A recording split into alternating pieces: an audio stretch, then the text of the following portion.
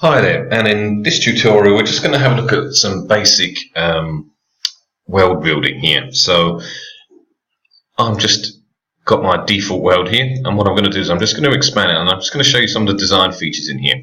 So we're going to use this brush here. Okay, so if I click on that, and if I click in this box here, it brings up all of the different terrains that you can use.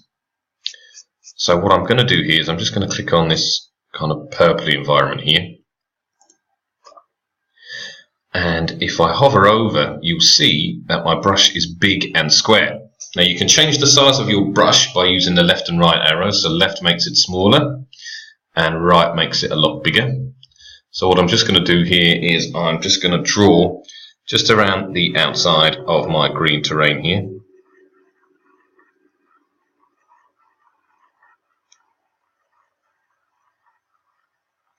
Make sure now that there's no gaps. Now if I zoom out, I've got a big purple area with a little bit green in the middle. Okay, so if I wanted to, for instance, put an outline of grass around here, I could go back into my brushes and choose the grass again. Or if there's something you want to use that you used before, if you hold the Alt key, you'll see your cursor changes to a little pin. I'm going to click on the left click on the grass now. Now my brush has changed to grass. So I'm just going to make that a little bit smaller. And I could, for instance, now draw some grass around here.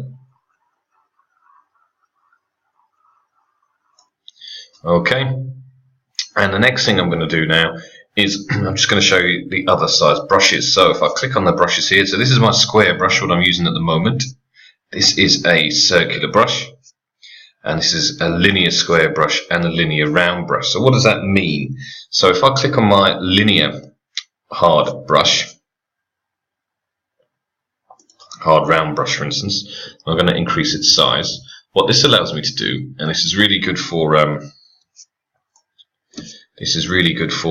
maze building or just details too, and it's just as time saver for creating worlds, is if I was to hold left click now, let me just increase the size of the brush first, hold left click, and it allows me to just kind of draw straight lines. So now that's all green, that's all green, that's all green, and that's all green. And it's great for like building racetracks and whatever. So there we go. So in my little world here, I have a few green outlines, and what I'm going to do, I need to fill up this space. Now, if I wanted to draw something in here, I'd end up overwriting my green outline and whatever. Now, this is just a quick example, and it looks really messy, but I just want to show you this as an example. So I'm just going to choose a different color terrain here. Maybe that nice light blue might stick out, or kind of a ready one, that will do. Okay, so I'm going to choose this one here. And I'm just going to put my brush back to square, and I'm going to make it nice and big. Now, as you can see by the size of my brush, if I was to just left click on that now, I'd overwrite that area, the green and the purple. But if you hold Control, it will only write over something that is blank.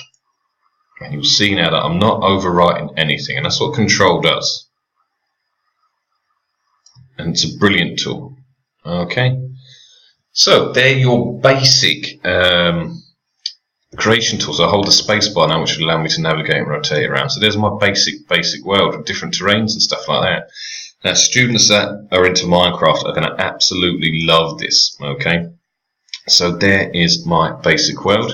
There are the different brushes, the different terrains. Okay, and there we go.